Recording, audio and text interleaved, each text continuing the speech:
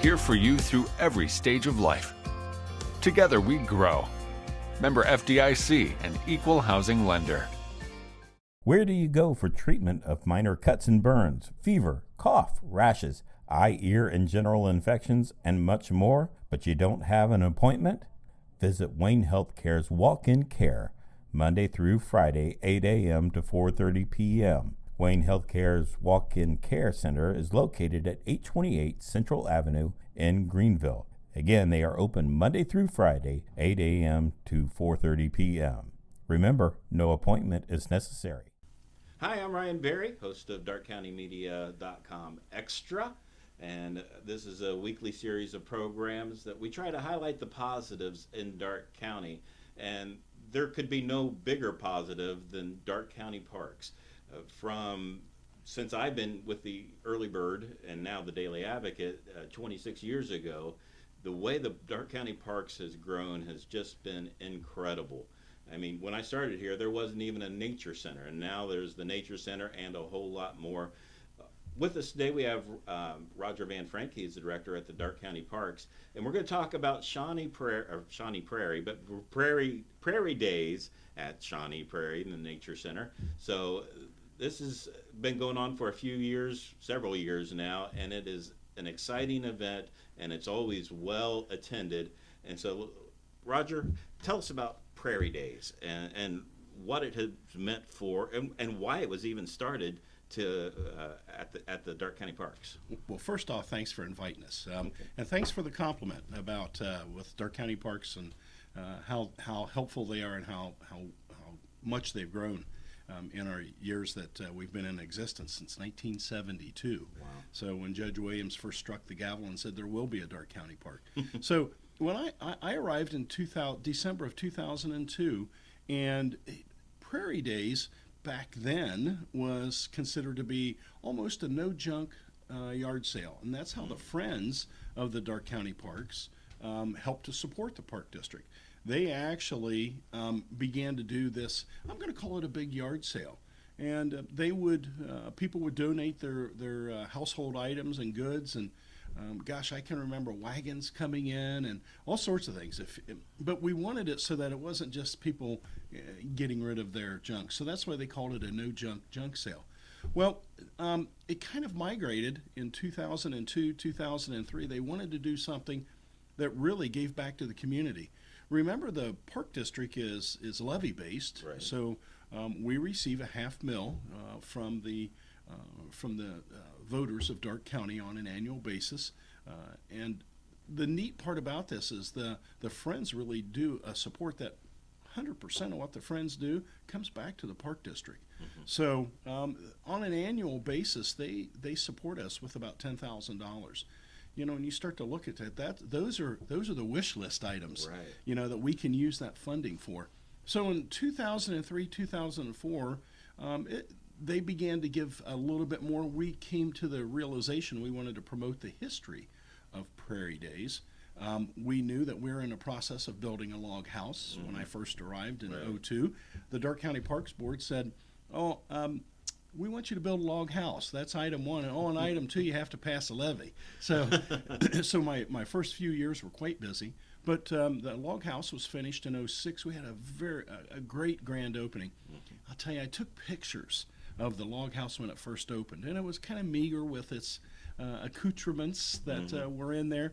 And over the years, people have gifted us with so much antiques and period correct items. It's just been a great opportunity. But what we wanted to do is to show the Darke County community what it was like to live in Darke County 200 years ago.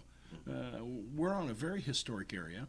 Shawnee Prairie Preserve is on the area that the Native Americans lived 200 years ago. Just a great piece of property to tell that history. Well, things have continued to grow. We have our sugar shack that we do our maple syrup in. We everything when you walk back, the encampment, the log house, we have a blacksmith shop now too. It was finished in 2013, so it really has grown a lot.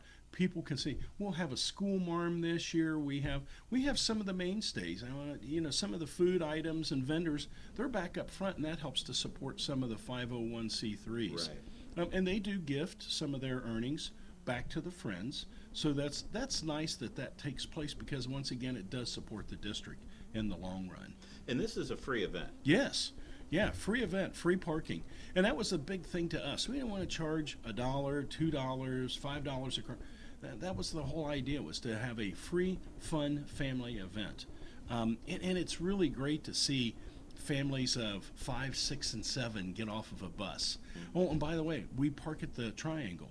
And Kelly out there has been so giving to us to allow us to use his parking area at the Triangle on Saturdays and Sundays. No charge to us.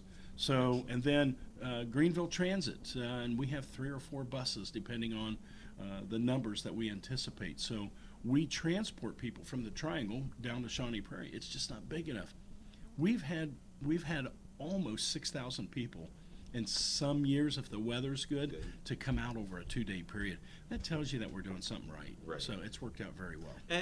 And it's more than just the log cabin, the blacksmith shop, and everything else. You also have entertainment out Oh my gosh, yeah! Every hour on the hour at our at the amphitheater, and again the civic theater here at the local civic theater. They're doing 3 programs, or 3 entertaining 1-hour deliveries of their whatever they're doing this year. I haven't had a chance to watch them, but it's been great. They come out, and there's a following for those folks. Right. So we may get an influx of 150, 200 people just for an hour. So it works out really well.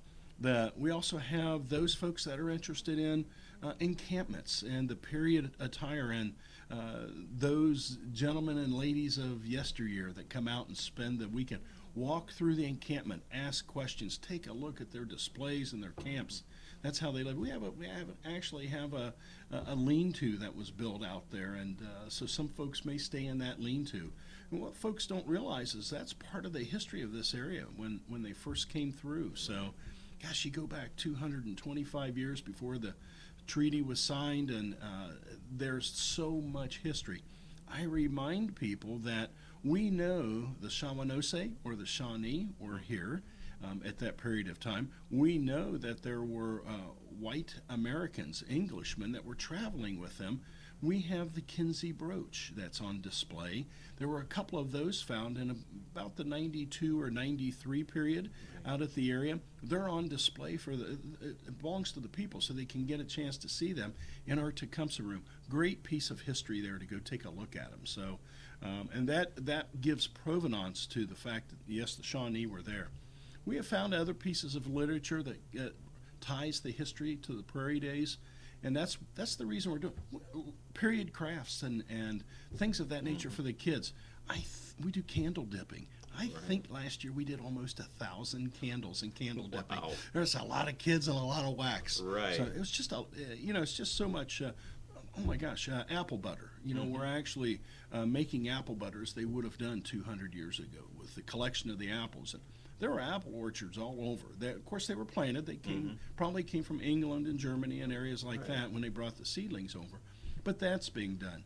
We have Johnny Appleseed, storyteller. He'll be there and wandering around the grounds, and he's actually doing, I think it's on Sunday, he's doing about a 45-minute gig up on the amphitheater. Engages all the kids. Great opportunity for the kids to learn a little bit about Johnny Appleseed.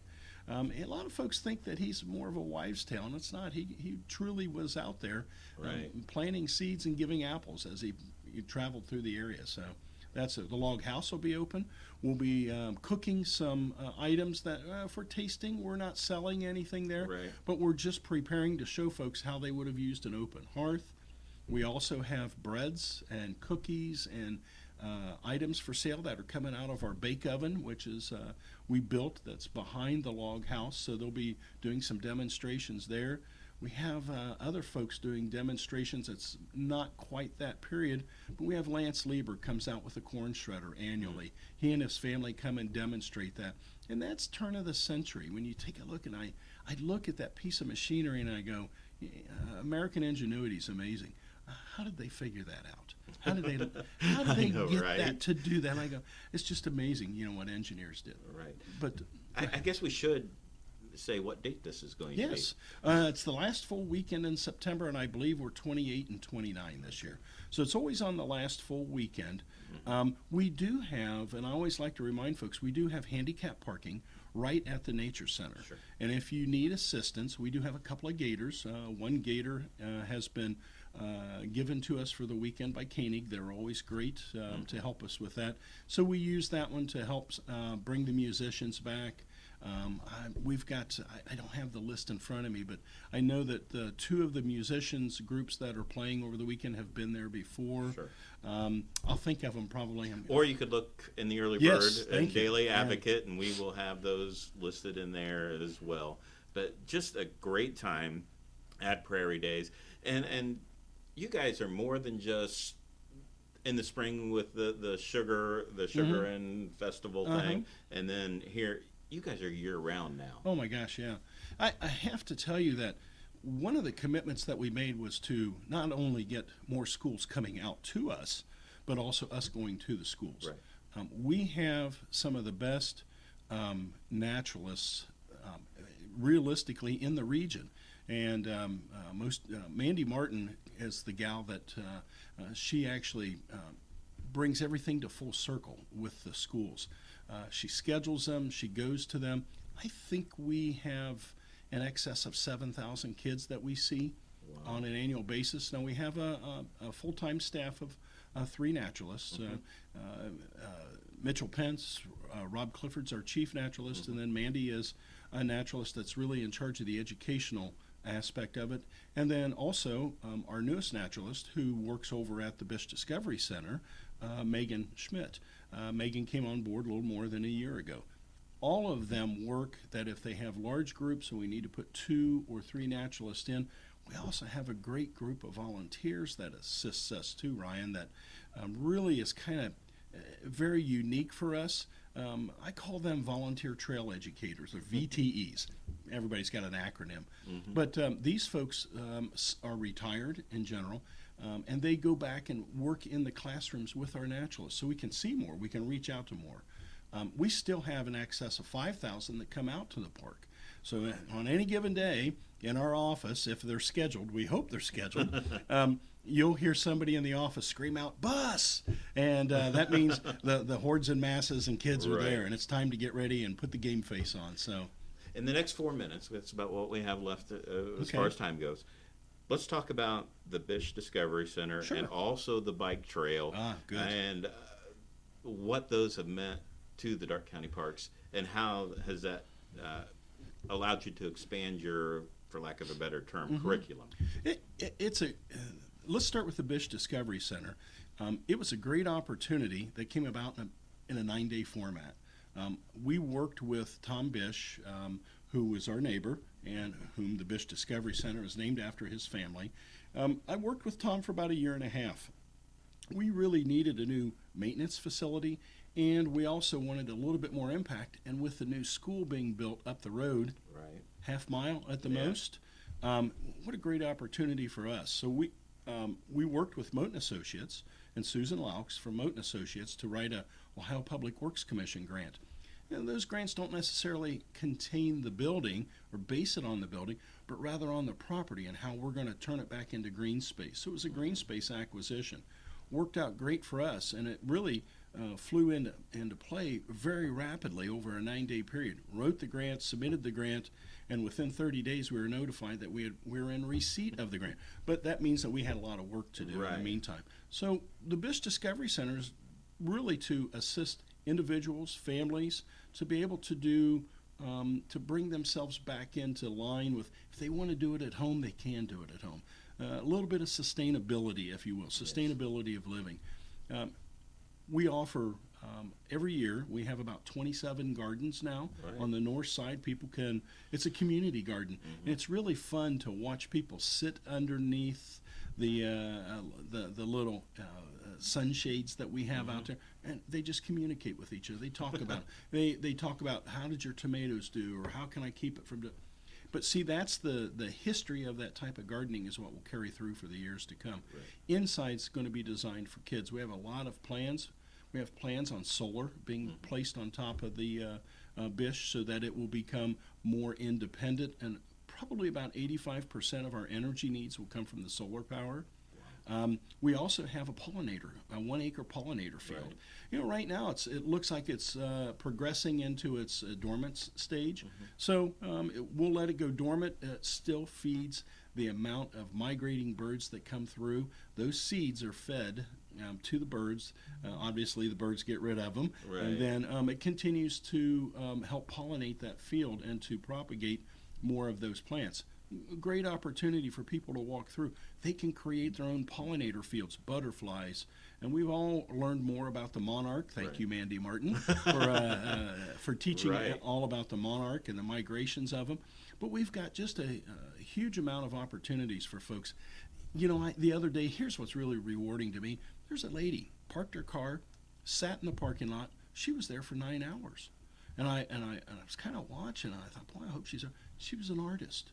She's creating a painting of the pollinator field. Perfect opportunities. So that's carrying on. Right next to the Bish Discovery Center is where the Tecumseh Bike Trail's coming into town, coming up Ohio Street. If you'll notice the great collaboration of efforts between the city and the Park District, there are 2 bike lanes on South Ohio Street right now that go all the way down to Cedar. That's brand new. That's brand new. That's as of last week. So it's getting marked. Eventually what will occur is people will be able to continue up North Ohio, and then we're striping, this fall we'll be striping the actual Tecumseh Trail in the Alice Bish parking lot that ties it to the old Greenville Creek Trail, which takes it all the way across through the city park, across the top of Prairie Ridge Meadow. It makes a neat sweeping right-hand turn up to North Broadway, and that's where how far we were able to get this year with the grant process. So right now the trail goes from Bradford. Is it connects all the way through to where there? Some of it is share the road, right? But yes, you can go from Bradford all the way to North Broadway in Greenville, which puts you off right at the gathering. Or, excuse me, the Garst Museum, where the gathering is held. The gathering is held. Yeah. All right, Roger, thank you for being here with us. And our time is up. We'll have you back. I'd be great. I'd love to come back. I'd like to talk more about some of the activities that you do, especially the bike trail. Great. That has been a big part of Darke County now. And I've gone by it, and I've seen people using it. Oh, there's all hundreds the a day. Yeah, it's really amazing. Incredible. Yes. Incredible. So don't forget Prairie Days at the end of this month, the last full weekend in September. And go out there, visit it. You won't be disappointed. I guarantee it. You will not be disappointed. A lot of great things going on. And then also, whenever you get an opportunity or something's going on, visit the Bish Discovery Center or any of the other numerous parks that you guys Yes, have. 13 parks. So thank you again, Roger. And we'll be back again next week with another exciting episode. Not often does one think of a hospital as a destination location, but with Mako Robotic Arm-Assisted Orthopedic Surgery, that is exactly what Wayne Healthcare has become. Mako Robotic Arm-Assisted Surgical Technology has proven successful patient outcomes, increased accuracy, and precision. With this technology, Wayne Healthcare is committed to being the first choice destination for orthopedic surgery in the region. To learn more, visit waynehealthcare.org/robotics.